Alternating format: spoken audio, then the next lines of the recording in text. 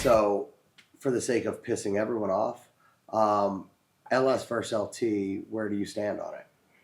Well, we're waiting.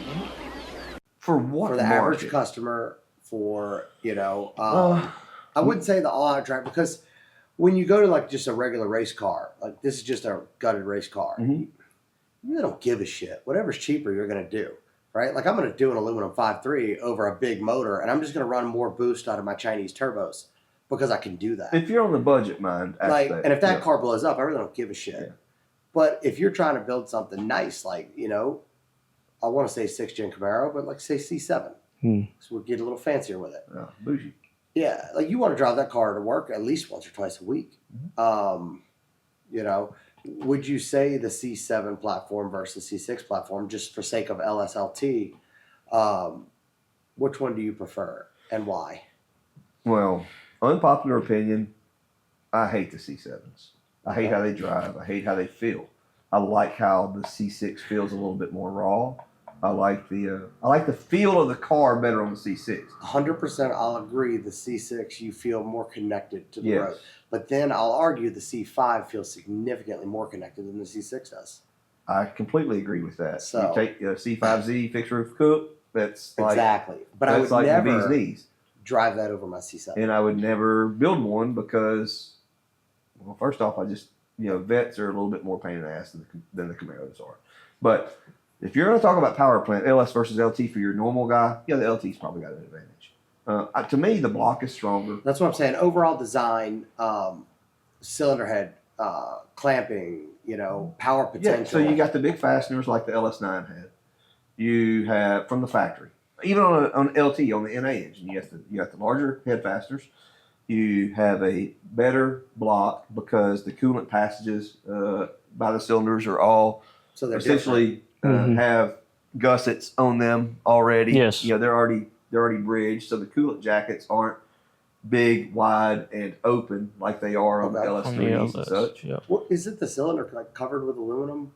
Well, on the LT block, is that is there a reason for that or no? It's cast in. This is the way they cast it. Yeah. So I think the LT is the block is a better starting point.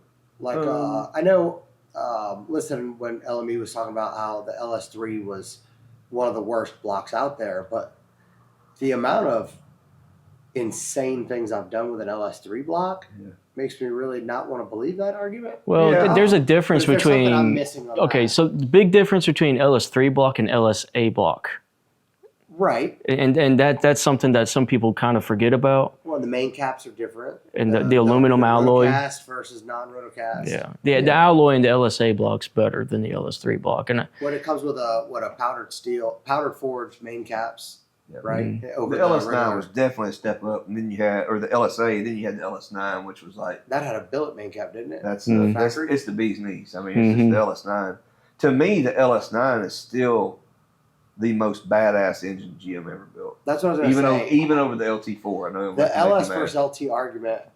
When I was at Lethal, rest in peace, Danny. I got to spend some time with him, and I've always recently been, LT is king for sure. But, when he really started talking with LS9, I'm like, kind of slept on that one. Yeah. So if we boot the LS9 out. Yeah, but it's almost unfair. It is. I mean, but it is, a factory block. But the LT has the advantage for sure. Until you go to a full high-end race spectrum build where you need crazy cylinder heads and stuff like that, the LS has an advantage there.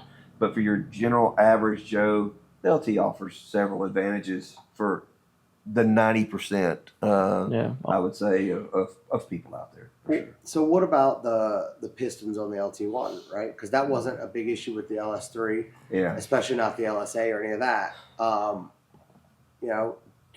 Some people say that, GM kind of let us down by giving us a weak piston, but some other people have kind of said that, they went with that piston with the tighter ring to make it more efficient for the NA stuff because it was never designed to be boosted.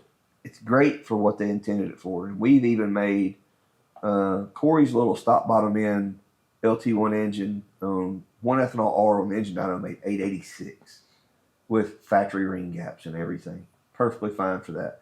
Now, yeah, people probably You feel want let to down. clarify if that was NA or boosted? NA. NA. Right. That's I know, the one 'cause that's most people are going to think that's the boosted. one that's in the blue car. But the Right. car's Yeah. been, what's been published has been 550 in the 8 with that car. It's of course it's reasonably light and has a 3-speed, but it's top bottom end, so And it's probably the sexiest Camaro I've ever seen. it's pretty dope. It's pretty dope. I'm pretty partial, to it. I mean, but when you go to putting power adders on, well, then people started breaking pistons. And I think for a few reasons. I think obviously the ring gap's tight, and then the way the piston is kind of that second ring land is kind of undercut. I think when that top ring does, but I think it then pushes down, and it always cracks in between the top and the second ring. Yep. We all know where they crack, which is why we developed that drop in. But I think also tuning and people stretching these fuel systems out at the time, especially when they first started out, people didn't know. Man, I went to X amount of milliseconds or my end of injections here. People didn't know that was But not only that, outside of the range of when the they'll- engine running good. when they'll dial these cars in and people running back to back to back, Mhm. keeping that heat in that piston. The other thing is they dialed it in during the summer, and in the winter they decided to go out there and didn't realize that line pressure, that rail pressure dropped. Yeah. So I think that's a lot of it, because I've pushed them into the 800s on boost. Yeah. Fingers crossed, super nervous every pass, Same. but I've had luck, and I'm like, man, it's kind of Yeah. You're Is there one something bad that we're fuel event missing? away from it hurting itself, probably. Right. So the fuel system, if you ever got bad gas or had an injector issue, or like you said, you go out and grab a big handful of good air and it needs some more fuel volume and it tanks the high side, all recipes for potential disaster. But it's not a poor piston design. It's just that's GM great for designed what it that. was designed for. Exactly. Yep. Yeah. I mean, it's not like they don't know how to design a piston, right? Look at the LT4. That's yeah. So the LT4 Also great for what it was designed for. We paid 1500, and it lives for quite a while when you're making the power up top. Yes. That's another big thing. That You always people- have to watch it in the middle with factory Yeah. parts. Yeah, around with a PD blower, about 1200, Mhm. wheel, you start getting to that area where you're probably going to bend a rod. Yeah. But that's another thing I think that a lot of people don't focus on, is setting that power band up. Yeah, 1200 at 6500, 7000 is different than 1100 at 5500 Right. or whatever. 1100 or foot-pounds 5000. at 3200, Exactly. something Yeah. like that. Yeah, exactly. So I don't feel like it's a failure on GM's part, obviously, No. but I think that's a big misconception people have. Yeah. When it comes to the head itself with the valve seat deal, so I've seen it on the LS, or not the LS. I'm sorry, the LT1. I've seen the valve seats. Mhm. On the LT4, I've seen the valves just slap fall out, or do they break off? I'm not sure, but they're missing when I see them. We've seen a little bit of guide wear on the LT4 stuff. I've seen that before, like on stuff that we took apart to do a camshaft.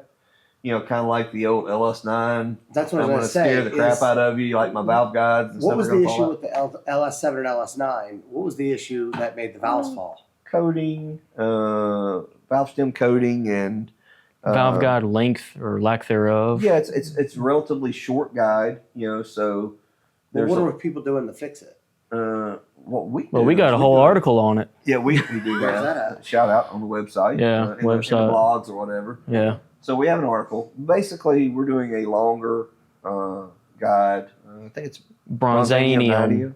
Bronzanium 90 or something. Yeah. Some adamantium Wolverine material. Unobtainium. Yeah, unobtainium, whatever. Yeah. So, longer guide is going to give it more stability, and prevent the rock. I think some of the guide wear, geometry issue. No, I don't think it's a geometry issue, but if you look, I mean, we've seen stock engines have valve guide wear. Yes, we have, and I would attribute that to the short guide, to the guide versus the those things. An LS7 is near 600 valve lift, isn't it? It's 580 something, 590. 585. Yeah. So, If I'm wrong, too bad. yeah, well, we're just throwing it out there, but there were some coating issues I think with the valves too, and then of course titanium is abrasive for everything that I've ever seen. Titanium is pretty rough on stuff. So Yeah. look at the LS9 or the LS7 rods when they lose their As soon as that coating even their fractures. coating and they start making dust, and So then there's something I issues. noticed on the heads, the factory uses was it powdered metal? Hmm. For the Powder guides? metal. Mhm. If they're doing that with expecting these things to go 100,000 miles, Mhm. why do the aftermarket not use that? Why do they go to bronze? We're actually kind of dabbling into the ideation of maybe powder metal guides. It's not as easy to get them as you would think. And also for mass production aftermarket stuff, they're usually being driven in by a guy with a little air hammer thing. And most bronze guides that most people install have like a positive stop on them, and they're easy to buy because they've been out there forever. You call Right. Claude at CHE or SBI, PEP, whatever. I mean, that's really why the aftermarket kind of sticks with the bronze guide. But Not they're metallurgist either, but I think there's bronze has a natural lubricity, I Yeah. think, with it versus other Yep. materials. So there are some. I just figured, benefits. if bronze was better, wouldn't the fact a lot of issues, and I don't know your take on this, but a lot of guys are like, oh, well, GM should have did that, or that was a stupid design, and I'm like, Bronze they guys probably aren't- spent millions of dollars researching this. Yes. Bronze guys aren't going to go 100,000 miles. You're going to Right. have. Yeah. It's just they're just not. So maybe it's more of a trade-off deal, exactly. It's It all a is. balancing act. Yep. Yep. Because obviously you're going to be doing a lot more aggressive wear to it, right? So you're kind of trying to mitigate that wear into the guide that's replaceable. But by putting a longer guide in, now we've increased longevity with a bronze guide, at Yes. least some, by having a longer guide with less side loading. Yeah. Which happening that's there. good for intake side, but probably not so good for the certain head manufacturer that leaves the longer guide in the exhaust port. I've had that experience where those decided to go to the turbos. No, that So- wouldn't be good. No, it's never good. It's very, very. I mean, because if you're a turbo manufacturer and you sell turbos, maybe they're in cahoots. I don't Maybe know. they are. But so I guess that was kind of my thought process. Just want to kind of hear your opinion on it. But is that so on the LT4? I would say, is it the same issue? But then when I'm actually sitting there thinking about it, it's not the intake that falls; it's the exhaust that falls out. Yeah. I don't know if you've seen that yet or not. If you haven't, usually when I see it, it comes in waves of 3 No, for some reason. no, I haven't. But does it look like the stem broke off of the valve? I don't know. The, There's the head of nothing the valve? left. Oh yeah. I've never seen it happen So in those- person, but I've had people call me and just be Correct me like, if I'm wrong, but those are still sodium filled exhaust valves, right? I'm not sure on those. I'm pretty sure that the LT4 and the LT1s have the sodium filled exhaust, which if it does, and I'm 99% sure it does, then that stem to where it meets the head of the valve there, I have seen those break apart there, and I've done that before on LS9 before. They had some extreme EGTs. I've seen it on a stock car. That's not good. I've seen it on a stock car. So Now, consider there are things that could cause that. Not necessarily that the valve is trash, but like if it did somehow accumulate some guide wear, maybe it sat down on the seat. Maybe it got to the point where it side loaded real bad where it sat down on the seat. I don't know. We could hypothesize. Yeah, I don't know. Yeah. There's all I just kinds didn't of- know if it was something you were seeing because I see We it, haven't- I guess, but Yeah. Not My- widespread. No, I haven't. yeah. I No, we guess see the because of the chip amount of seats. different cars I'm dealing with, I usually see more than like a individual would. Mhm. Yeah. But so the valve seat issue, I know you've seen that on the Yeah. LT1. Yeah. I haven't seen it on the LT4. I don't know if it does or doesn't. What's your take on that? The LT4's got light valves. It's got titanium, and there's Which yeah. makes sense. And the titanium probably takes the wear at the coating anyways. Well, the titanium will take more abuse before it gets unhappy because of its lighter mass. The chip seats with, not to say I haven't seen some sets, factory sets with chip seats, but I also can't say what those heads have been through, even with the factory cam, if it's been racking off the rev limiter at 7,200 and the valve train was unhappy and caused the valve bounce that caused the chip seats. But valve bounce usually is what chips those seats. Yeah. So, and normally, some cam manufacturers, cams are aggressive, really aggressive lobes, and they're hard on the valve train, and they'll beat the snot out of them. But every once in a while, you'll see some stock ones come through that have some chip seats as well. We replace seats on the LT heads. Yeah. It's the aggressive lobes combined with valve mass, really. Yeah. And that usually causes for an unhappy valve train. But there's also one thing that a lot of people don't even really know. a lot of these manufacturers is like 2015 on. Life is expensive, so one of the things that like Ford and GM are doing, and even Mopar, the valve seat isn't as large in diameter, respective to the valve as it used to be.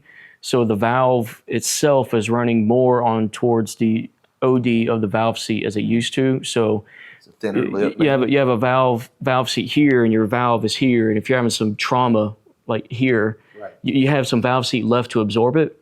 But if you're running your valve very close to the outside of the valve seat, there's nowhere to absorb the trauma, and that's kind of where you'll see the chipping. So I mean that also, it's just part of it. You're dealing with factory junk. If you claim you got performance heads and you're using factory junk to do it, stop. Yeah.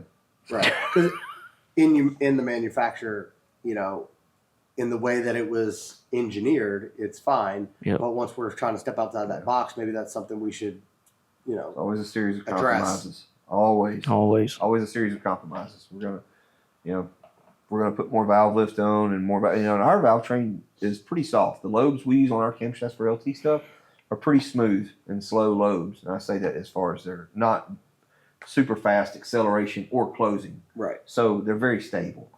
But Is that something you look for when you're developing? yeah. Is for what? For longevity? Or Well, some valve trains can handle a little bit more speed and acceleration on lobes than others. And that's going to be dictated by valve mass and I was going to say, how does that relate to like a type of spring? Because I know they run, a lot of people run a dual spring. Some people run those conical springs. Yeah. I mean, I don't know what your take on that one is. conicals are pretty good. We ran some conicals on a race engine here a while back, a couple of years ago. I say a couple of years ago. Everything's a couple of years ago. It's probably like 4 years ago. Our particular set of conicals faded really bad. So, like, we lost a lot of pressure and the valve train got unhappy. And I don't know if that's because we were running at the edge of what they were happy with or what, but we just feel that for the most part, the safety net of having that dual spring there is just. That was my take on it. There's something just a little comfortable, a little If warm and something cozy, happens- and a little wholesome about that. Even though that inner spring may not save you from doing some damage, but it may keep it from falling all the way through there, right? But you have to look at spring rates. You have to look at your seat pressure, just where it's at rest when it's installed versus where it's at open.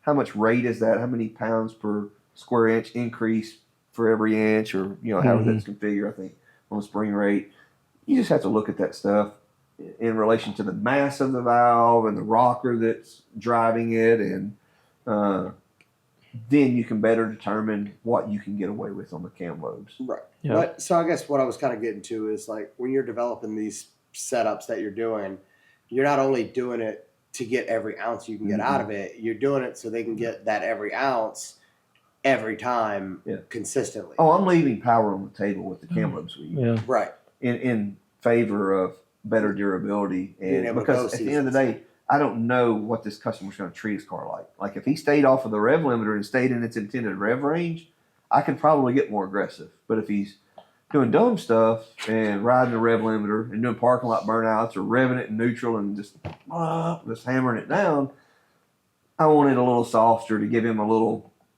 oops room, because we know how it is. We know what happens when behind closed doors. Customers don't remember how they only remember when it breaks. Right. You know what I mean? Right. Yeah. They forget all they did before. Yeah. Kind of to wrap up, I guess, the engine design stuff. You did some intake manifold testing a while back, and in my own testing, and it was not on an LT, it was on an LS.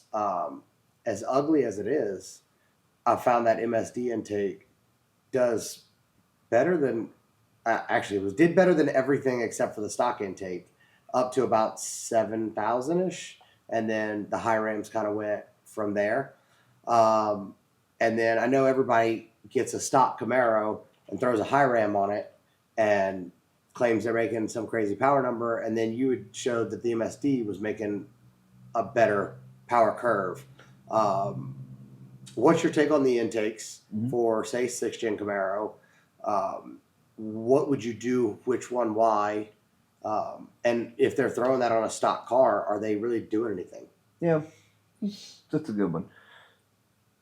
I agree. The high rims don't look the best overall curve wise on paper, but for some reason, I guess because of the converters and where they spend time in the rev range, the high rim has been the fastest manifold on everything from bolt-on cars through the cam head stuff for us, assuming it's got the right converter. Now, is that more towards because we have more gears now?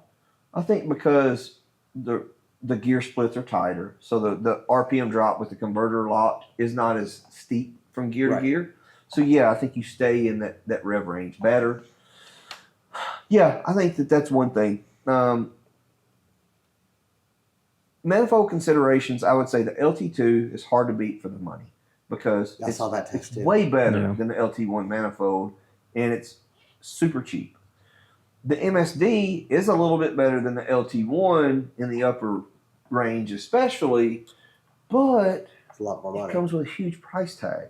Now, part of the benefit of the MSD is it's got a 103, so you have the benefit of that, and you can't run a 103 on the LT2. Well, you can with an adapter, but there's no benefit I because was going to say, the guys that the do the manifold pins is adapter, down. the guys that do the adapter, what is that doing? Well, they've got a big throttle body on it, Right, but they still so- have a pitch point in the manifold, so there's no benefit. They Yeah. employed the guy making the spacer. I've That's what they had- did. I've had people try to argue that, and honestly, I just didn't argue back because I thought it was kind of an ignorant argument. Thought the boss was saying something. I thought it was kind of an ignorant argument. But again, I always live by I could be wrong. Is that To me, the MSD belongs on setups where people don't want to either buy or cut a hood because they don't want to put a high ram on it. Setups that are going to be, shifting out there past 6,500. There's some benefit to the MSD over the LT2 in some applications. let's say stock cam, right? Stock cam, Intake exhaust. like I would probably, even for me, I would probably run the LT2. Because if I was going to spend that kind of money and get that serious, then I would just go to the high ram. Right. Because I know, even despite the fact that they dyno really close, it's just faster. It's just a faster manifold. Right. And that's Uh, track tested. Yeah, it's track tested, 100% validated.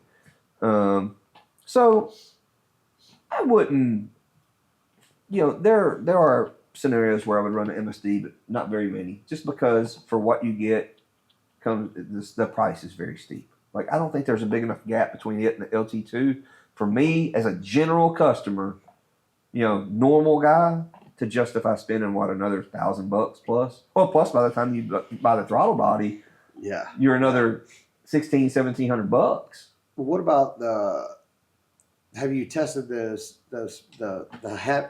I guess what are they called? The plastic ones or the 3D printed stuff? Oh, we actually dyno Yeah. tested one on Brandon Hills. They had kind of done some runners for us in short time, and I don't think It wasn't a fair I test. don't know of any in specific. I'm just curious. I've seen them pop up online. I've seen a couple different ones. Okay. it was kind of on par or close to our CID manifold until it literally fell apart. And it's Yeah. not. I mean, That's not a dig at the guy It's not. because No, I mean, we're not Yeah. trying to harm anybody. no. We're In I'm just short time, curious. he tried to make us some runners that would work and be comparable for our big engine we were using. And I just don't think that there was enough production time there. And Yeah. literally, the product had an issue. But But- this was a big prototype manifold, so Yeah. it wasn't like a. Right. it's not what the customer actually receives. And I just really want to clarify that because I don't want someone to take that little excerpt out. No, and- no, right. Yeah. Yeah, it's just No, Would he you- even joked around about it on one of those. Would you Yeah. think that there's a future for that? For the 3D print stuff? Do you think There's a they're 3D leaving print- enough on yeah. the table with Yeah. these? there's a future for virtually everything to be 3D print if we want to get real to it. No, I mean, but realistically, like, do you see something in the near future that there's so much improvement over what's already available on the high rim? I don't know that there's so much improvement, but it does offer some benefits, obviously, from a weight saving standpoint. Obviously, from a thermal standpoint, it's gonna. The way I look at it is I'm the guy that's grinding on these things and all that, and man, if I can type some numbers in a keyboard and then Yeah. 24 hours later it's out of the easy bake oven and it's ready to bolt onto the car, dude, that's awesome. Yeah. The downside's gonna be the expense. Yeah, because they're expensive. what about when it comes to like I've seen people cut the front of the high ram up?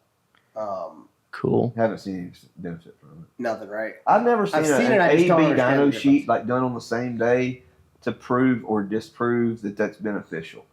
We dyno tested the blue car, and at one point I did that. I cut it and I like made all this shit and I welded it back together, and then the next time I dynoed it, it made more power. However, it was different times of year, and our dyno moved from that facility to this facility. Right. So it wasn't Too many A/B variables. comparison. And what we saw mile per hour wise with the other changes to the car indicated to me that we didn't get anything from it. Like I knew I had dropped weight out of the car. So What about when it comes to the, I don't know how you would, carb style intakes, the tall carb style intakes? I've seen those, like on the LS stuff, when people get real serious with the NA or with the nitrous stuff, they go to that 4500 flange stuff. Yeah. What about that versus a high ram? it's better. Yeah. A high ram is junk compared to that. So Is there a reason, or is yeah, there? and here's the reason. And I'll tell you why. And I'll tell you, it's better. It's really better when you have a 4-barrel throttle body on it. Yes. So you have a blade basically in each corner of that plenum. Right. Okay. When you put an adapter on with a 112 or a 120, it loses a little bit of its gain that you would have with a 4-barrel because the air transition, all of that takes energy, right? And we've dynoed this actually back to back. We have validated this. Okay. But the reason the carb manifolds make better power is air doesn't want to make turns. It doesn't want Right. to turn. If you have air coming in the front, it has to make 90-degree turns essentially for that air. Well, because I've been told get there. that the high ram did better, and to me, just from a caveman perspective, that didn't make any sense. Well, to I me. tested on my personal engine, my LS3 that was in that. You're talking about a big rev range deal. I had a high ram that I tested with two 4500 throttle bodies, two 4500s. Is that on with it. that adapter plate top deal? So that was the Mhm. flat top with the Okay. two 4500s, right? It was better than the single plane intake by a little bit to about 7600 range, 7700. Better than single plane as in one. Yes. Okay. Look, I'm not a car. That was No, the no, crossover yeah. point though. And then after that, the single plane with one of those throttle bodies absolutely put the gap on it up top. And where that engine was designed to operate out to 8800, it was way better. Is that just because having 8 holes maybe caused some turbulence, or?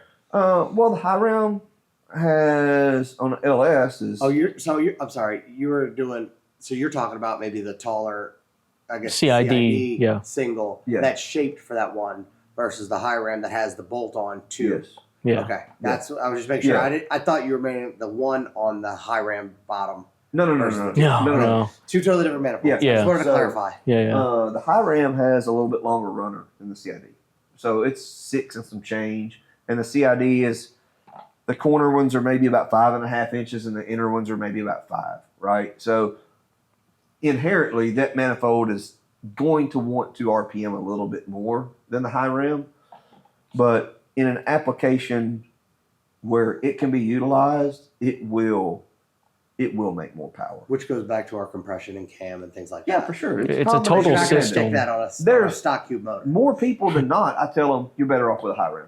You're going to run 7,500 RPM. You're better off with a high ram. That's cool. 8,500? No. Now we need to talk. Now, are you losing the bottom end? Which I guess once you're going 8,500, who cares? Because you're flashing out to Bottom 6 or end 7 at 8,500 is 6,000 Yes. Right. Okay. So that's because what we're I was not trying to ever make sure that starting was below clear. there, right? So Yeah. So basically, when and I keep pointing this way, but like y'all are looking at the same thing I am. Yeah. you see a manifold over there. Um, That's the LTCID, but Yeah. I guess what I was getting at is the guys that are taking if that would take that CID and stick that on a car and turn it to 75, they're just wasting their time. Yeah, I mean- is there maybe some advantage there? I think that they're just getting to the point of goodness on most setups to where that's going to be beneficial for them. I truly think if you looked at the under the curve, their 6,000 to 7,500 average area, a high ram for a lot of this hydraulic roller stuff would be better. The CID is just better with aggressive setups out beyond there. Okay. The single plane manifolds like that, the Dominator. Something that's got the stability that can handle that. Yeah. Yeah. And I'm not saying 4,500 carb style manifolds, all of them are not better. I'm talking about the CID specifically. The Super Victor is like 20 something horsepower less than the CID. I've also done that back-to-back test on the engine dyno or on the chassis dyno with my car. Okay. I kind of want to just provide a very layman example or verbiage of why that top loader style manifold will always work better than a front loader. Just think of it as line of sight. If you can see it, so does the air. Well, I've always been told, on a cylinder head, and I don't know if this is right or not, but it's like, if you look at the port from the direction of the airflow, the more valve you can see, the better that port's going to work for the most. So in my mind, I'm thinking, well, I can look down and see that valve. Mm-hmm. I can't look through there and see the valve. Right, exactly. So I always kind of break things down into a simpler term, and I'm like, and then I'll test and test and test and test. And, if I'm wrong, I'm cool with it, but I believe that typically that's it works probably, out. to be generalized, that's fairly accurate. Yeah. So, it's the same thing. When I first met John at CID, he's so funny. If you've never talked to that guy on the phone, he's absolutely hilarious. And he doesn't pull any punches. He just doesn't really give a shit. He'll just tell you how it is. I like those people. So, he's great. He's great. I love this guy. So, I was talking to him when I was going to buy a manifold. I'm like, I got a Super Victor on this setup. I'm looking at your manifold. He's like, yeah. I'm like, okay. I said, what's the height? He's like, what does it matter what the height is? I'm like, well, I just need to know I've got this hood. And he's like, what you should be asking is your hood manufacturer why they're not building taller fucking hoods. I'm like, okay, when can I have your manifold? So I'm like, okay, cool. He's just like straight right here. I love it. I'm here for it. So I did test it, and it was, it worked. So, but yeah, I think the carb style stuff. The challenge for us on this late model stuff is there's not drive-by-wire 4-barrel throttle bodies you can just throw on there and they work.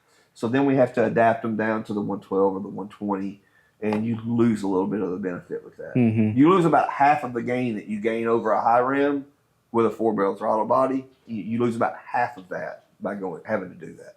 Okay. So it makes it a little less attractive at that point. Right. So if you're going to do it more towards the race car stuff, then Standalone ECU type deal, yeah. Yep. Cool. what about these intakes sticking out the front bumper stuff? Mm-hmm. I mean, is that something that you really find? Like the NA stuff? Yeah. That's super beneficial? Have you done testing with that? Like out the hoods, the V-stacks and stuff, I believe in that because we tested that on Brandon's. We were the first people to do the V-stack on the throttle body with the 6-gen stuff, like back in V-stack. like the little velocity. Oh, yeah, with the volute stuff. Okay, so just Yeah. we know that works for Yeah. sure. But right at the throttle body or out the front of the I car? like them. The shorter the intake path, the better. I'm Right. kind of the same thing. Like line of Straighter the sight. intake, the better. Why? Okay. Why would I want 4 feet of 4-inch tubing if I could have like No feet. 8 inches of 4-inch Yeah. tubing? Right. Yeah. It's called It's a straw. compensation. It's a straw. There's no. You're not the air charge. Yeah, if you start getting a little ram effect and you see your little 101, 102, 103 kPa on your log, and you're like, oh man, I've been a little boost in A. No amount of length of pipe is going to make that positive pressure any better. Well, you're talking about without a hood though, or without that area so the air can get to it. Right. So your opening is exposed to So that brings me to kind of like back in the day when I did a lot of intake testing for the V2s, the CTS V2. They had the air aid, which was just your bolt on, had its own like velocity stack built in, and you would take that, and then people would do this 5-inch tube that would go all the way down, around, out the bumper, and just had a filter stuck on the end. And they thought that was it because it was getting cold air, and sure, in theory that worked. But when I started testing that on the dyno, the air aid almost every time made 30 more wheel on almost any application. And I attribute that because it was a short ram intake with a velocity stack. And they come out with this DDP intake, which was basically a 3D printed, perfected version of an air aid. Yeah. But I thought that was funny because a lot of people always did that, right? They would do this 5-inch tube because they're like, well, I just need, this hog. Yeah. And then they do all this running and they don't realize that this air has to not only go in the intake without anything to straighten it, it now has to make a turn and a turn and a turn, and then that pipe's getting hot. And so when I see the NA stuff, I'll see some of them, they'll snake that thing over, down, bend it out, Yeah. and stick a little funnel on the front. I'm Yeah, I'm not like, a man, I don't believer. think that's really doing anything for you. I'm not a believer. Like, again, you would have to go to the track and test this, and then do a shorter version and test that. But we run the short versions like this long, either behind the opening on the Anderson Composites hood, or the factory hood guys will just obviously have the hood cut, and we just run it right there where it's exposed. So, Right. If somebody didn't want to cut their hood, would they have more advantage doing one of the OTRs versus like a stock airbox location? Yeah, I think so. I think still just doing an OTR, maybe not all the way down to where it's out the bottom of the grill, but at least going down there to where there's a stack or a filter, big filter behind the upper grill opening. Right. Yeah, the upper grill. Yeah. Would still be better than your side cylinder air boxes usually. For the Corvettes, you kind of just don't get a choice, do you?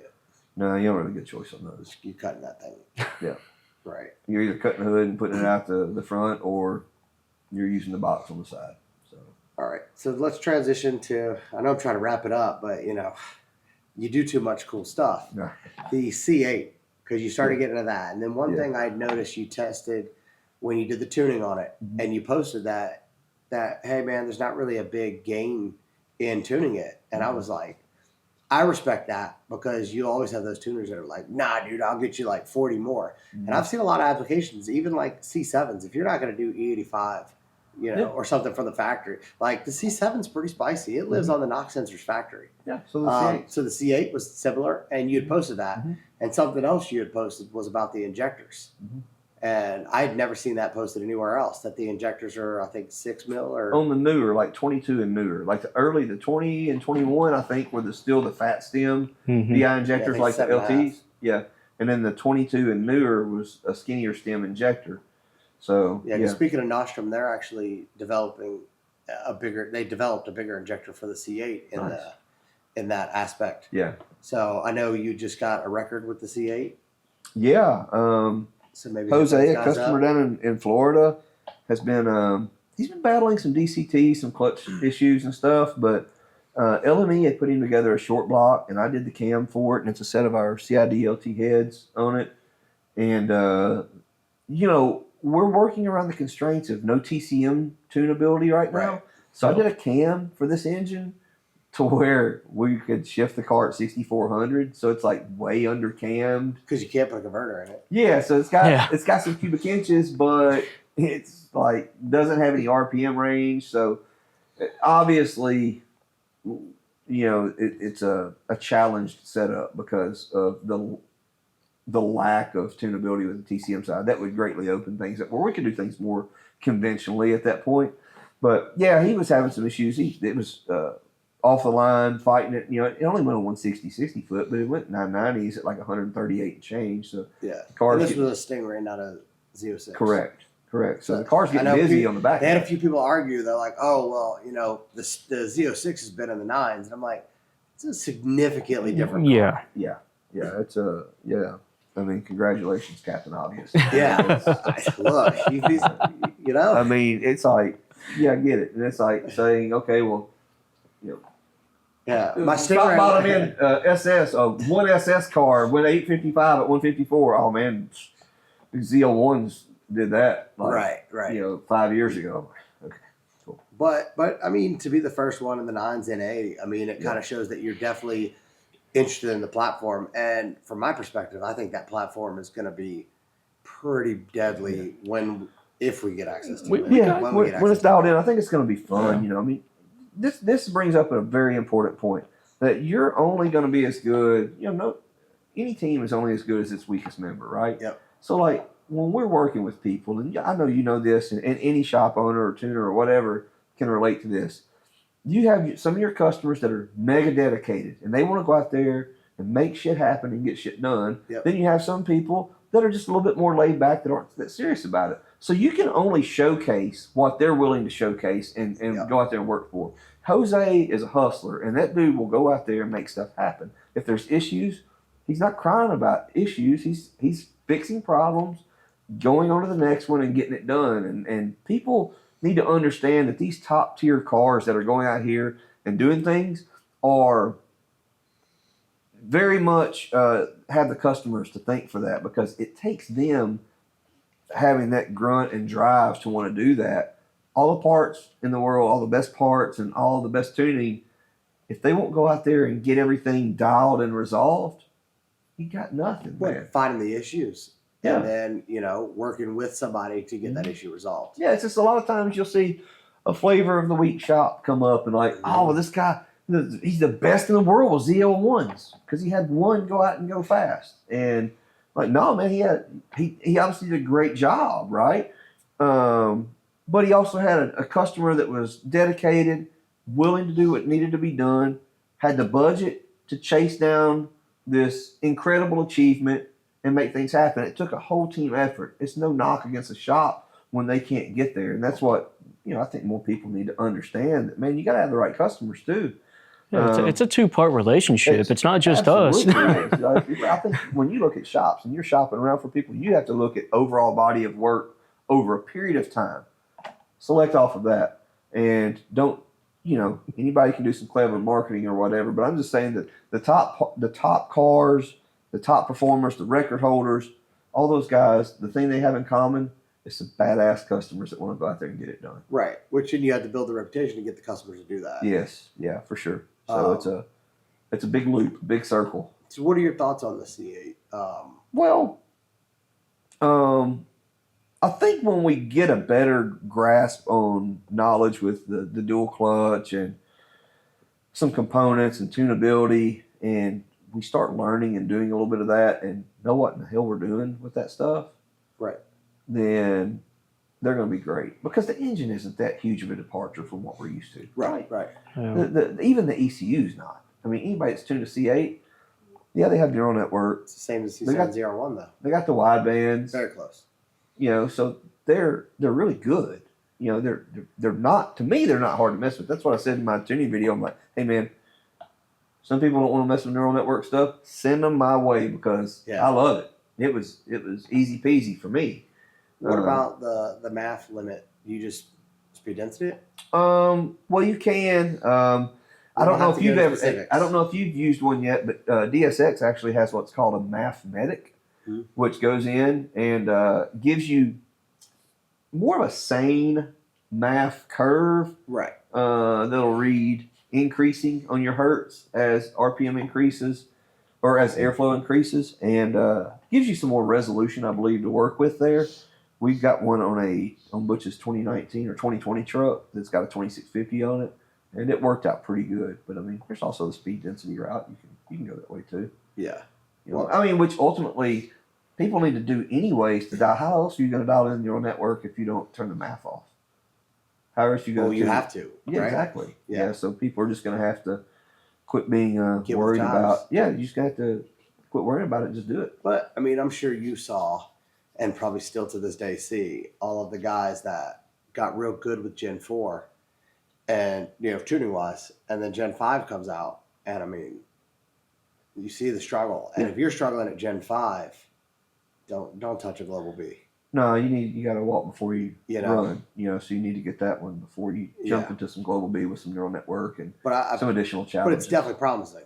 Yeah, for sure it is. Now, there are just some inherent ECU issues as well. Some of the operating systems, I think, have fuel shutoff issues at certain fuel rail pressures and, start of injection points. And, there are some bugs, certainly, to get worked out. But there was bugs in the C7 stuff. There was bugs in the V3 stuff. Yeah, there's always bugs, and we kind of have to work our way through it. Yeah, dude, the first 2014 truck I ever tuned, when they went to that new body style, what did I do? I went to the speed limiter, 318. Yeah, yep. And then I cranked it up, reduced engine power. I had to go through every parameter of the tune that I had changed one at a time to figure out, why is it going into reduced engine power? It's because I set the speed limiter to 318. Set it to 317, it's good. Yeah. I mean, my default is 222 because it's just, I can hit that real fast on the keyboard. You're not going to go faster. If you call me and say, hey, can you raise my speed limiter because I went shut off at 222, I'm probably going to laugh at you. I used to set them at like 180, right? Yeah. And I had somebody call me. And he's like, man, did you set my limiter to 180? I'm like, I don't know. You hit a limiter?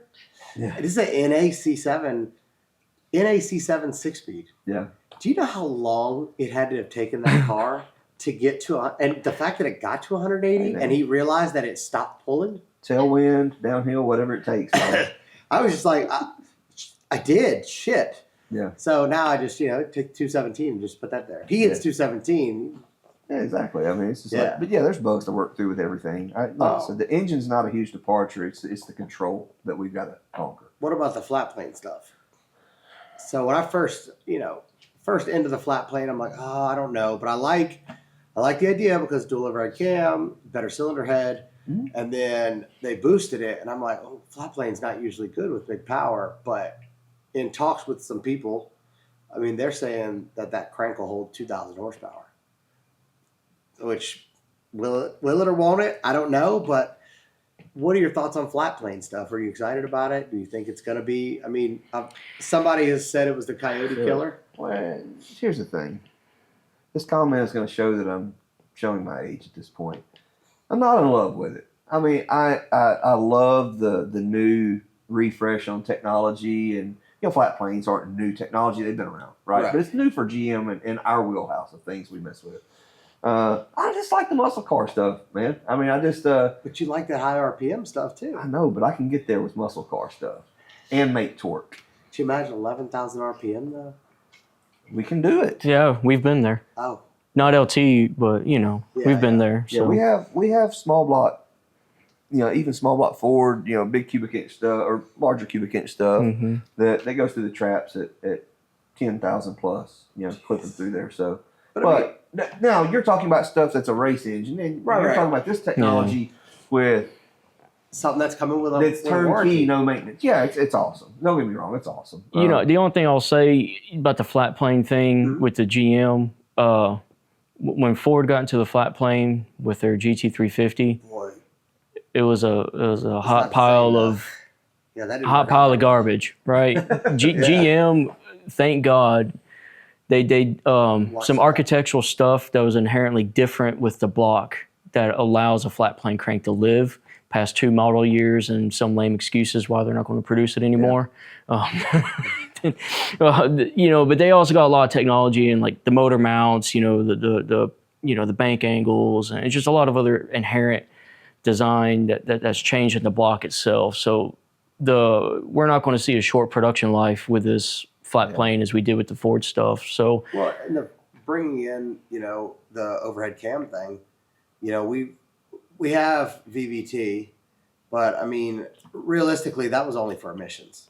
It was it thing wasn't about designed for power. The thing about single cam BVT that's bad is when you retard the cam, you're hitting what you want to do with the intake side of the event, but you're making the exhaust valve events worse. right. it's all for high connected. RPM. So Yeah. you need a cam that can move both directions at the same time, which But we when don't it was have. engineered, it was engineered just to Yeah. replicate EGR, Yeah, it's right? just EGR. Yeah, for sure. Have you had good luck with the VVT cam? I did on the development? L99 stuff back in the day. It being able to run the cam way advanced down at low RPM cruising around gives a really good pedal feel and response to the engine. And you can retard it, 4 or 5 degrees up top, and it worked pretty good. The LT Gen 5s, they don't have the phaser control, so they were centrifugally retarding themselves at higher RPM, and that's where the 4-degree limiter came in, because Yeah. it's going to stop when it hits 4 degrees, or put a zero lockout where it doesn't move at all. So they don't have good control ability, to keep a clamp on it and do what you want to do with it. Otherwise, it would be okay. But the dual overhead cam stuff is going to be awesome because we want some overlap. We'll give it some overlap. Yeah. We want whatever it wants. And then they strap 2 man-sized turbos onto it. Yeah, for sure. Yeah, for real, Yeah. man size. The Like, boost yeah, strategy, though, the boost strategy that they're doing, I've talked to the guy once that developed that, and I'm trying to get him on since he is no longer with GM. That is next level. If we could adapt some of that onto some other cars, the way they keep those turbos lit off the whole time, I mean, they're always instantly there. And I think they borrowed a lot of stuff from like BMW, pre-throttle body boost and things like that. But anyways, I just wanted to get your opinion on that because I thought it was really cool. back to the C7 with the cat over temp. Have you ever messed with the BMW stuff? So they'll be 25 pounds of boost, 14.7 air fuel through first and second, and then the cat over temp comes in and they'll add that fuel in. Have you ever experimented any of that with GM stuff or Not intentionally. not intentionally? I mean, has it happened before? Yeah, you go to make a pull and you lose, your meth kit or whatever, and you go, unintentionally lean. Yeah, I have. I mean, I just haven't noticed it, if you've noticed, because these things No. live like that. I've made a pass, or not. I didn't make a pass, but Mikey made a pass in Corey's car before, where it was like 14 4-to-1 air fuel, and the thing only slowed down like a half a tenth or something. Yeah. That thing's happy. That thing was always happiest at like 13.5-to-1. Jesus. So I But always. that's also build specific. Yeah, it's built It's built specific for relative. sure. Your combination specific, how efficient the engine You know, is. these guys tuning with- street cars at 13.5. with fuel Brian consumption. said 13.5. Yeah, how Well, Brian efficient said that was your is. good. Yeah, I mean it depends on how efficient your combo is in regards to what it's going to want for air fuel ratio. But yeah, I haven't purposely tried to run boosted stuff at 14.5. I see it and I'm like, man, this is kind of crazy that they do this, but why? And they live. And Doesn't feel right. Yeah. no, it's very uncomfortable. Because 14.7 is like literally the hottest burn it could possibly be in terms of air fuel ratio. Like the flame's not going to get hotter, any leaner and any richer, and it's going to cool down. I've Yeah. seen logs of that all the way through first gear at 45 pounds boost That's crazy. on cars that have run record numbers. So, Bonkers. food for thought. That'll be something that I'm sure you'll think about again. At some Let me point. know when you try it. I'm scared. So, and if I'm going to try, that's probably be NA first. All right. All right, so we've covered pretty much all that. I'm sure we can skip the EV section because I know he's not going to go for that one. EV, Yeah, man. garbage dumpster, You mean hybrid's the future? Extravascular. extra. Oh Jesus! I mean, hybrid's the future. The E-Ray. I mean, I mean that's cool. I mean, it's not only cool; it's effective, and it's gonna if it gets adapted properly, it's gonna win. I know you hate it, and I hated it. I struggled with it forever. I went to the AEM booth at PRI like 3 years ago looking at EV stuff. And Not full electric. Now, yeah, I you're sit talking when I EV pee. I assist. own 2 Okay, Teslas. yeah, yeah. he's talking about. I own 2 Teslas, so I sit when I pee now. But and I love them for what they are. Daily cars that are super fast to get around. They're super efficient. But I love my Corvette too. But the adaptation of hybrid, like the E-Ray, I mean, those cars are really impressive. Well, I mean, they think- did it the best way to do it, in my opinion. I think. You know, What are your thoughts on the hybrid stuff, or do you not even look into that, or not even care about it? I just hope it doesn't get there. No hybrid I at just all. hope I don't have to mess with it. No, not really. Like I said, I'm telling my age right now. Like That's all right. I want There's no everything. wrong with I that. want everything with a haul gas cam, just chunking around, just like that's what I want. That's what I like. I'm just old enough I to can my respect ways. that 100%. But no, seriously, I do like the new technology. I think we get to a point in our careers where we start like dreading change. Like, I don't want to have to learn this all over again. Like I think it's more of a feeling of that. Like I respect the technology, and there's undeniable performance benefits with the EV assist on stuff. But, right. I mean, hey, if I'm still kicking when it comes around to where I can mess with it, I'm sure I'll be all in there. So Yeah. I mean, I watched how fast you went to the C8, and I was like, it's like maybe he's gonna move on to some other stuff. Maybe he'll accept it. I don't know. maybe I'm looking at other platforms right now too. Hey, So that maybe would I be am. cool too. All right, let's go through these customer questions. Okay, let's go. All right. Hold on. I was almost organized. All right. When am I going to get my order? I don't know. oh Jesus! 35287. All right. Roberto Figueroa. I Sounds said that good. wrong. Too bad. How would you spec an M6 versus AutoCam and possible valve train setup differences? So I guess basically, yeah. Yeah, auto what versus manual considerations for a cars. manual versus auto? So a manual car, I just always am I'm smaller with the camshaft. Valve events for a manual car are going to be less aggressive. You can still, if he doesn't mind the low RPM chugging, from the overlap of the cam and the cam surge, you can still do some stuff with overlap, but you don't want to push that intake valve close out and drive so much RPM into this combo because he's mechanically limited to where that RPM is going to drop on the ship. Right. And you can't overcome that. So there's nothing you can do like with a torque converter. So auto car can get away with a lot more because it has a converter to rely on and tighter gear splits because it's an 8-speed, not a 6-speed. Yeah. Or a 10-speed, not a 6-speed. So a manual car is always going to have a little less camshaft because it needs average power under an area, under this curve. It doesn't need a peak number. It has to have average to accelerate. So stock manual Camaro SS4. You better have all the compression in it, even with just the SS4. Like it's gonna, and then the compression is gonna make the cylinder pressure up there, and then it's gonna be sensitive to detonation. So there's tons of considerations with a manual car because you're lugging this thing where you don't want to be having to lug this thing. Right. Right. The next one we kind of went over already, DI versus adding port. Yeah. Is there anything there that you want to add to that? I mean, go as far as you can DI. Yeah. Without having to take out a second mortgage on new DI and just buy port at that point. Right. Okay. Or if you're super max effort, do both. Yeah, if you're super max effort and like an NA guy and you want to run, the old big block in a bottle, then you just get port. All right, Mike Hernandez, something he brought up. So same car, NA or boost, same power, same car. Which one's faster? Pretty good. So let's say 850 horsepower, 3,600 power I mean, car. I feel like in my life's experiences with racing people, me being a big naturally aspirated nut, I feel like I've always been fortunate to come out on top when running power adder combos. And I think it's because my NA power is the same from the starting line to the finish line.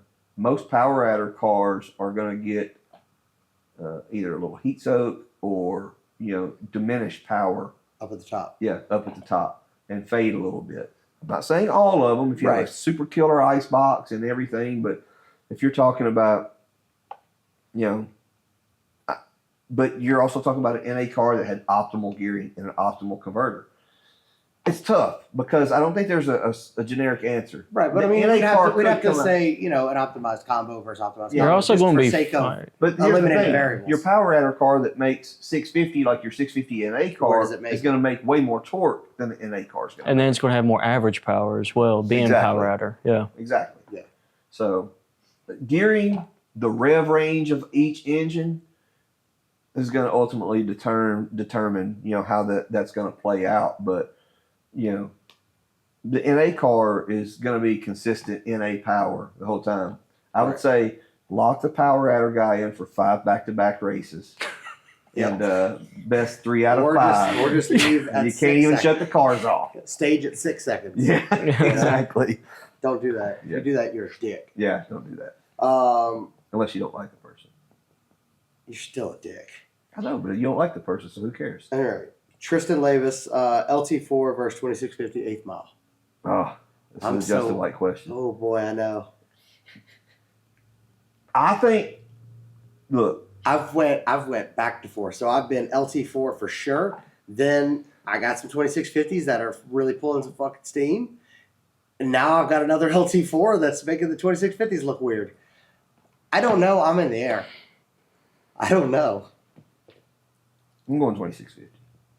Because when I put that blower on, I'm going straight to the fucking max pulley ratio, right? I'm turning that bitch 26,000. And that motherfucker is going to move more air than an LT4 at that blower speed. So he didn't specify cubic inch or anything. Do I think there's engine combos where LT4 may be more beneficial? Sure, maybe the smaller engines. But if I got a setup that I'm trying to win some races with, and knowing what I know with cars that I'm involved with in multiple areas, I'm picking 2650. My personal opinion. I think if it's a grudge car, LT4. Because it's going to leave the line harder. I don't think so. In my opinion, okay.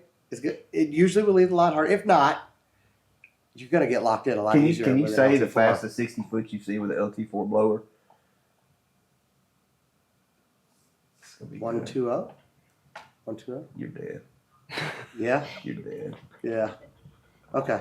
I'm not saying it's not out there. I'm not saying I'm that. not saying numbers. I'm just saying. That's okay. Don't say numbers. We don't want that. I think you got a lot more leeway with the LT4 blower. People are going to bet against that a lot faster. You have way more potential to hustle people with the LT4. That's what I was getting at.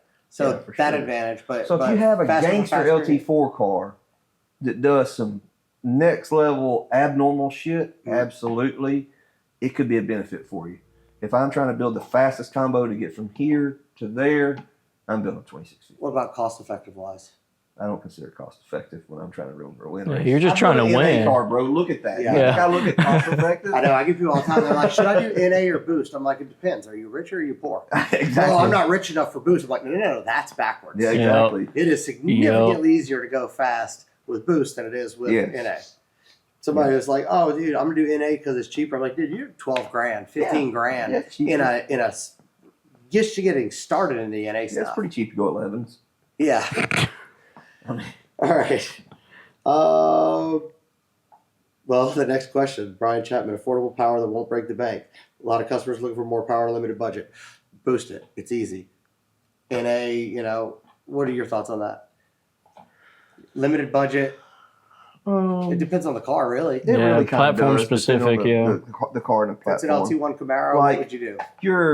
You're like, to me, the most power per dollar is going to be like, man, let me find an LSA blower pull off or something like that, LT4, but yeah. or LT4, whatever, on either platform, whatever. I mean, I think that's going to be the quickest way to get into some power with the least amount of money, in my opinion. Of course, then you have to consider fuel system needed and all that stuff. Cheapest too. way for an LT1 Camaro. Cheapest way for LT1 Camaro. Ford injection, LT4 blower, and an LT4 stock cam. Well, I Or guess. an LT5 if you're going to pull the heads and take the DI out. I mean, so Or the it's relative to Not- what not they their job. consider power, like budget power. Like how much power are they trying to get? You know what I mean? Yeah, because I would say, because if we're talking like 450 or whatever wheel No, we're talking versus like 650 700. wheel, 700 wheel. that's about what you would put an LT1 at, right? 700-800? yeah, 700 wheel. You just basically at that point buy all LT4 fuel system and Just hopefully throw find Ford an on LT. it. It costs the same price. What's port? $2,500. Nah, bro, you gotta have more than that. $2,500. You gotta buy injectors too. No, that's injectors. And low 2 sulfur. IPSI. I'm gonna have to check you on these. So I did prices. my brother's car. The way you do it, the heads on. We did because when I did that cam test, I'll tell you about. He's not including labor. No, definitely not. No, the LT1 cam, pull it out with a blower on it. Pull it out. Put the LT4 cam in. It's like 120 on the engine dyno. Damn. Didn't believe it. Went back, and then went back, and then I called Brian and I'm like, "What the hell is this?" And we're looking at the cam and I'm like, "It has smaller intake and more exhaust on the LT4 cam, but 120 horsepower." So I told my brother, I'm like, "Look, dude, I'm just too lazy to pull these heads off." So I've got an LT4 cam over here. Let's slide it in, and then we put an LT4 ported blower on it. Because we got a deal on $2,500, 2 IPSI. That was injectors, plates, the everything. I think we put a booster pump because we're poor. What was it? Booster pump and what am I missing? I think he did headers and stuff. Yeah. But anyways, that car made a little over 800. Yeah. I mean, that's a cost-effective setup. Will it live long? Probably not. Yeah. It didn't blow up, but I mean, if you want to talk entry level cost effectiveness, you've got to hit your basic rudimentals, your intake, exhaust, basic stuff. So, like if you're talking ultra budget, like I'm like got to watch everything I'm doing here. Like this is where you're going to start usually, with things. And then, but if you're wanting to make some mild power, like 700-800, whatever, then obviously look for a pull off blower, something like what you're talking about. I mean, because let's be realistic.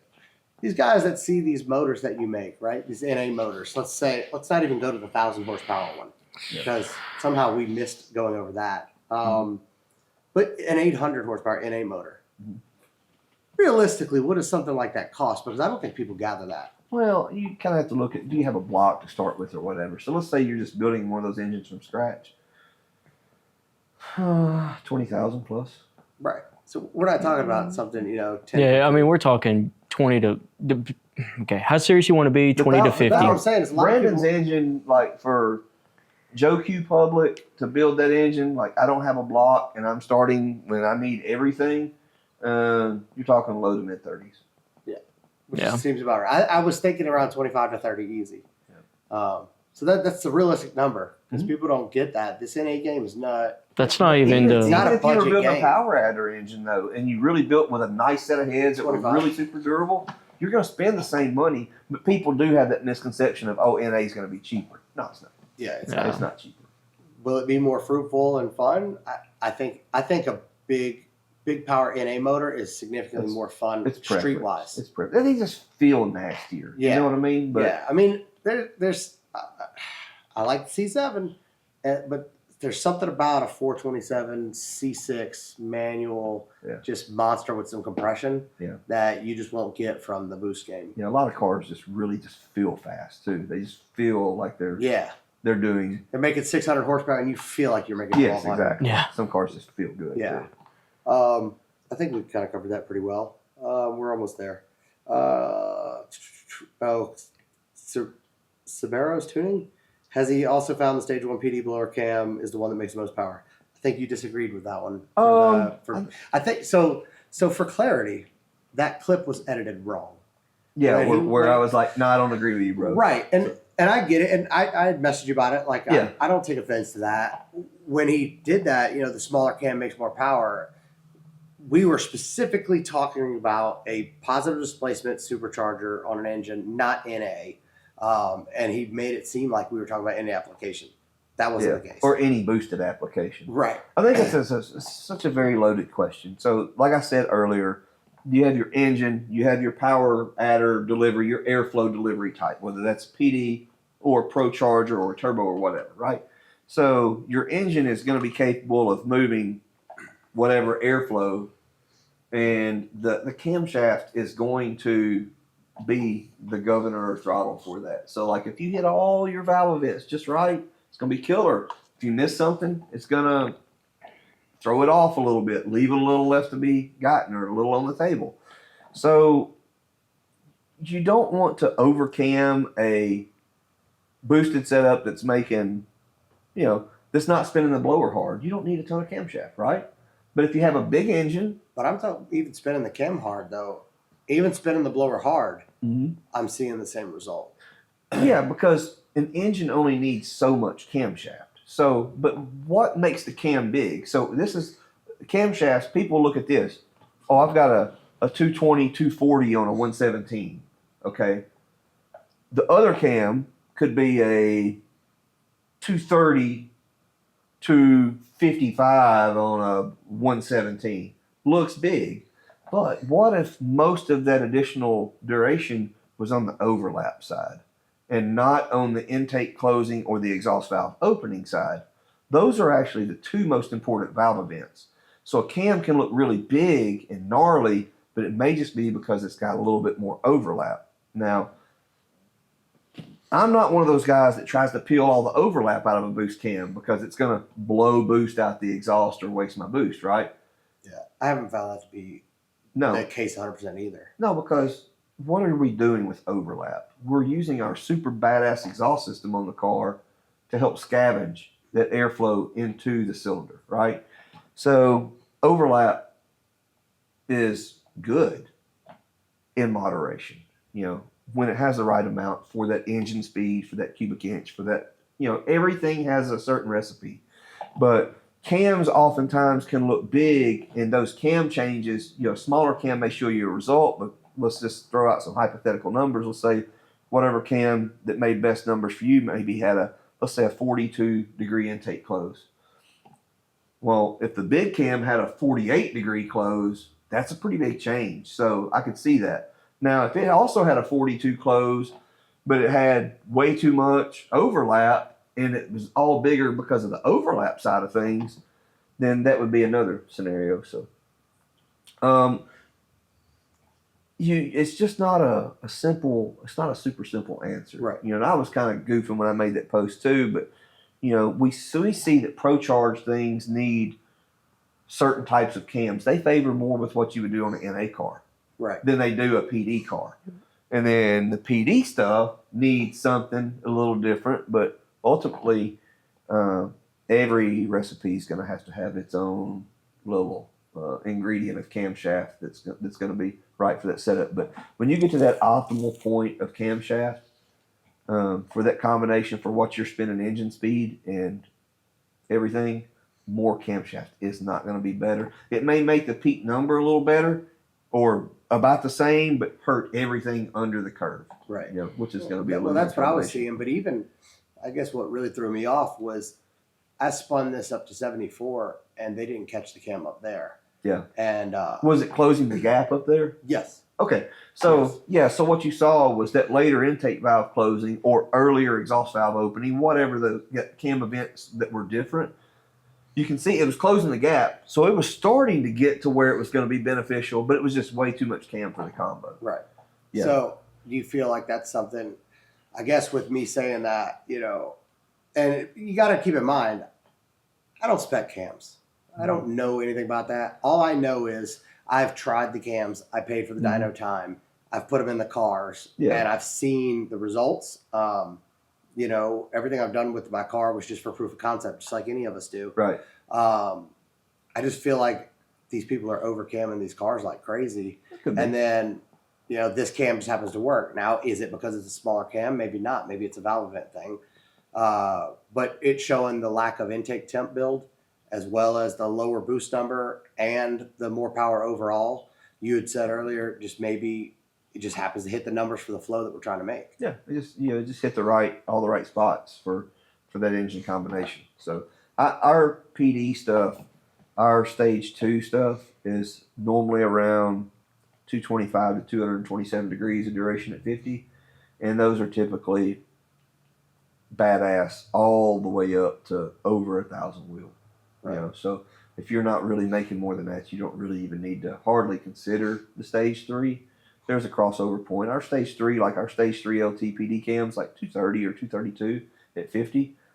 And Which still is smaller than some of the stuff I've seen people stick in an LT4 blower. yeah, but that's still enough to make over 1,200 Right. on a 26. That's what I'm saying. And You that's know what still, I'm saying? I've seen like pull upper only cars with 238, 260 Yeah, that's something. just And I'm just absurd. like, That's absurd. what are you doing? That's enough cam for a lot of people's 416s or 427s. Yeah. I mean, and my car on a dyno, the main line, Yeah. it makes 1151, 22 pounds of boost, but it's got pulley. Yeah. It's got a lot of pulley. And what's the but I intake think duration on that cam? 217. Yeah. So it's 217. I don't know the exhaust because it's And the area under the Undisclosed. curve's real fat, right? I mean, it just Yes. makes a ton of torque. well, it and everything. makes peak torque at like 41, 4200, Mhm. which is something to keep in mind. That if you don't know how to tune for that, you'll scatter the shit out of it with that cam. Yeah, for sure. Right? Yeah. Because that would be the other trade off. Is this is not a car that I'm going to load 20 pounds of boost on pump gas. Yeah, so you have your 10.5 to 1 LT4 or whatever, you know. Well, mine's got your rods and pistons in it. So you're probably like 11 to 1 or something, 11.5 to 1 or. Yeah, whatever your rods and pistons are. Are they with the some flat shaded tops or the LT4s. dome ones? No, I got the compression. the regular. Okay, so you're like 11.5, 11.8 to 1. I don't like that lower boost. With crap. that, okay, with that small cam, you know, you have a given cylinder pressure. It's a lot because you got a baby cam. Now you take that 238 cam, all the cylinder pressure has been killed. So now, but your tune-up is going to be super sensitive. Like you got to be on your shit with a 217 Yes. cam at that compression. You can't be fucking around. That's Like, what you're I think. I want to make sure that was clear so people Yeah. understand that. Yes, I think that cam. 238 cam, wide window for tuning. Yep. 217 cam, you're down here. Right, And- and I think that cam is a super killer cam, which it seems. Again, I don't know cam stuff, but it seems similar spec to like your stage 1 as well. Mhm. So I would assume that they'd have to work pretty damn close. But I think for anybody making 1,000 or below, that has got to be the most effective cam for a PD blower, in my opinion. Mhm. Which is not an educated one there, just from what I've tested. Yeah, just your results. But your tuning better be right. Don't say, "Oh man, you said put this cam in, and I had so and so tune the car, and it scattered the motor." Mhm. you got to know what you're doing when you're messing with stuff like Yeah. that. It all goes back to that cylinder pressure and controlling that pressure. Cylinder pressure is great until you miss it, till you miss your tune-up, and then Yeah. bad things happen. So I want to make sure that was clear because Yes. these people dropping that cam in there, and Yeah. man, my head's blew right off. Yeah, but like people saying bigger cams. Well, cams can be bigger, but not really affect the power curve like a bigger cam if they only added more overlap. So, not just a super generic answer to be able to get. See, that's where it comes into the more technical aspect that I didn't know, and that's why I hate saying things like I make sure that it's very clear that I know what I know based on what I've actually done, Right. not because I know why it's doing it. Yeah, it's relative to where you change those valve events to make the cam bigger. The engine's gonna have different RPM traits or a power curve depending on where you change those cams. I can make a cam bigger and not make it peak horsepower any higher if I put more overlap in it or something like that. So Okay. there are things you can do to not really drastically change the power curve. You just go a little bit bigger. It looks bigger on paper. It looks way more aggressive, but it's really One may keep it a little safer streetable stuff than the other. And drivability is a concern. Yeah. last one, and I thought it was actually pretty good one. I think it's Isaiah Orta. Mhm. Orta. He said, hydraulic versus solid roller cams. How does a short travel hydraulic setup compare to a low lash solid roller? If you have a cylinder head to be able to handle a little bit of valve lift for a solid roller, or I'll be honest with you, if you're going to talk 700 lift hydraulic, 700 lift or solid, or 650 lift, either one, honestly, the solid's just going to win. It's just going to win, and the From a reason stability standpoint, it's not just stability. You are inherently normally going to have more stability with a solid roller than you are hydraulic roller, but you're going to be able to accelerate the valve open a lot faster with the solid roller than you can the hydraulic roller. is that the lack of the hydraulic cushioning? No, it's because a hydraulic valve train, when you go to start opening the valve, it's very easy to get, your parts. You've got like the factory rocker studs and shit, you have lots of areas where you create deflection. Right.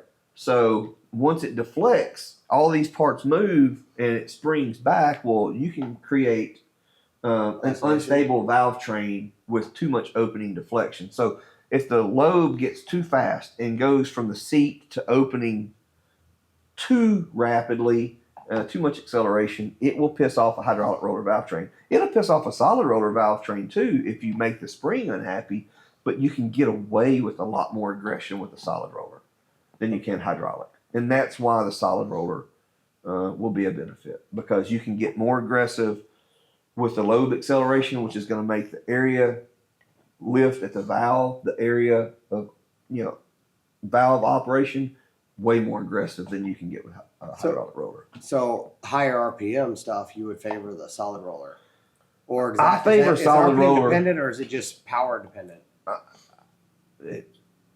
Really, the solid roller stuff is super good. It's not really RPM or power dependent.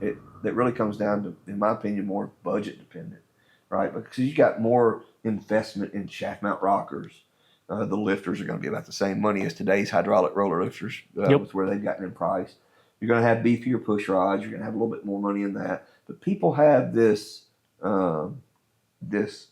misconception that valve lash is so daunting, and they're going to have to be messing with it all the time. I was just about to ask And maintenance. truth be aspect. told, if you set your initial lash cold, then you check it hot, and you make sure all the lash adjustments right, and you recheck it cold, and you note all that down, and you drive the car, you go to the track a few times, and you go to change your next oil change, you should just probably be checking it. Just check it.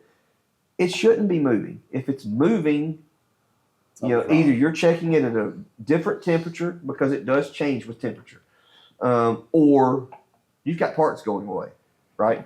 So that's the only thing with valve lash. Valve lash isn't something that always has to be maintained. Like, This isn't 1982 anymore. I mean, parts don't move that much. the valve spring technology really is what's kind of gotten way more finite than it used to be. The springs, the valve, the rocker materials, and our understanding of fastening the rockers to the head is increased tenfold. And you could, if you're not a wuss, and scared of anything, right? I mean, you could daily drive solid rollers nowadays. I bought solid roller stuff gear for my car and put a low lash roller in it in 2013 or 14, and I never had another hydraulic roller set up in it. Yeah, I drove that car from here to Memphis to Baton Rouge, everywhere. yeah. You lose your lash. Let's say you set it to like 3 thousandths cold. Well, your lash at hot full operating temperature would be like 15. So each solid roller cam has a lash specification because there is a ramp built into that lobe for valve lash. Right. So it creeps it open till the lash is taken up, then it opens the valve and gets aggressive with things. But yeah, a solid roller will allow you to get way more aggressive with the lobe design. Hence, when you can have the valve open more sooner, especially as piston speed is Ideal. in prime time zone there and really fast, it's going to pull more area. You know, you're going to make more power. Yeah. So Is that something you would suggest somebody that daily drives their car? I mean, depending on how much they're driving it and Just wanna their make sure that mechanical that's knowledge. clear. Like if Yeah. they're a guy that takes their car To to a have their shop. oil changed, then no, they probably don't need it because Yeah. they're gonna have to pay somebody to check this stuff. And then, but if they're a DIY guy and they don't mind going out there on the weekend and spending an hour Yeah. checking their valve lash every 3 or 4 months or whatever, Perfectly fine. I would go for it. But there's more initial upfront investment because of the rocker gear. You know, the shaft mount rockers are expensive. But yeah, I mean, solid roller cams versus hydraulic, like a big cam at idle, they have more idle vacuum. They're actually better at idle than They the sound hydraulic. better too. They sound better. They're more crisp. They Yeah. rev faster because the lobes, when they start to open, the duration. So, like we look at duration on cams at 50 numbers, right? At 50 thousandths valve width. So, let's say you got a 230, or let's say we got a 250 hydraulic cam. A solid cam would have to be 6 to 10 degrees bigger than that, depending on how much valve lash you were running. So, it'd have to be like a 256 or 260 to be effectively the same size as the hydraulic. Now, let's take our seat duration. So instead of at 50, let's look at the hydraulic numbers at 6, seat timing. That cam may be like 308 or 310 Yeah. or whatever. It's going to be huge. The solid may still be like 290 or something. So because you have a lot less overlap on the seat Wasted, timing, the cam will make a lot more vacuum at idle. It's going to wrap quicker. It's going to snap. It's going to be way more responsive with a big solid than it would be with a big hydraulic. Yeah, I could tell you we went Spintron testing down in Arizona to kind of try and make a hydraulic roller as closely similar to a solid as possible. That's hard, man. Like it's not easy. Brandon Hill setup. That Brandon Hill setup. That's effectively what we were there for. I mean, hey, we got the job done, but it was not easy, and the amount of work you have to do to the oiling system to make the hydraulic plunger act as close to a solid as possible is not what most engine builders, machine shops are ready for. They're not ready for that discussion. It's a lot of freaking work to get there. And then at the end of the day, you're still leaving meat on the bone. Yeah, Just because guys are afraid of valve At the end lash. of the day, we had to do everything we would have done To run a solid roller. except run a solid roller. Yep. And save a lot of time and headache. Because, some people just don't want the maintenance of having to even just check that, But we still had to buy. Had the high end shaft mount or the rockers for the hydraulic stuff. So running an 800 lifts hydraulic is not an easy task. Yeah. So you still got to have all premium components. Just the solid roller offers you more benefit at the end of the day. Yeah. Okay. Somebody out there will disagree with me. That's okay. Fuck 'em. I've never seen a hydraulic roller pro stop. So True. That's a fair That'd be point. some shit. it would be. Did you do one? Pro stock car hits him up next week. Like Yeah, right. Pro stop gatekeeper. Hydraulic roller. Yeah. You got to get through them. That's okay. They're a second off of the field. Yeah. It's no big deal. Is there anything you think we might have missed that you kind of want to just touch? I always feel like there's going to be There will Probably be. And, numerous worst parts case, to- we get enough good questions, I'll drive back up. Yeah. That's whatever. Well, fly over, then drive back up. Well, I don't think so. I think we covered a lot more actually than I thought we would cover. But So, there's- curious minds. I think that a lot of our answers and a lot of our stuff will will be open for debate and give you some clicks where people are going to be asking questions or leaving comments. So it'll be good because it'll create enough controversy. People are so opinionated, But the main goal of this really is to kind of help steer people in the right direction. Yeah, because for the majority, you know this, you do the remote tuning too. Like, there's nothing worse than somebody sending you their combo and you having to be the guy that says, well, that's going to not do very well. Yeah. So that was part of this whole podcast thing, is also just putting that info out there, and I know we don't give out everything, but I mean, I feel like we give out plenty of info to help you build the car the right way the first time. Yeah. And I'm sure, I agree. I know, like, we do a consultation. If somebody wants to do a build, you can hit us up. I know you guys got to do the same thing. Yep. Well, obviously, because I've called you guys for stuff too. Yeah, absolutely. So just, before you build a car and you just wing it, just call. You gotta just talk, man. You gotta talk it out. If you don't talk it out and you think you're on Superman your way, Don't be too proud to ask questions. yeah. Yeah. I mean, I've been in this industry a long time, and again, as you see, I'll call you if I have questions. I have tons of people I that have call people me, I lean on too. and I'll answer them. Yeah, I have people I lean on. I'll call John. I got a question with this fucking head. Yeah. Or whatever. So, All right. Anyways, thank you guys for your time. I really Yeah. appreciate it. I'm very grateful for the opportunity to even get to ask these questions. well, thanks for having us on. So That's great. And, I'm always happy to offer my perspective or GPI's perspective or whatever. Yeah. Take that for what it is. It's the way we would do things, and I think overall our track record is pretty good. Yeah, the cars show it. So, all right. Thank you for tuning in, and catch you next time.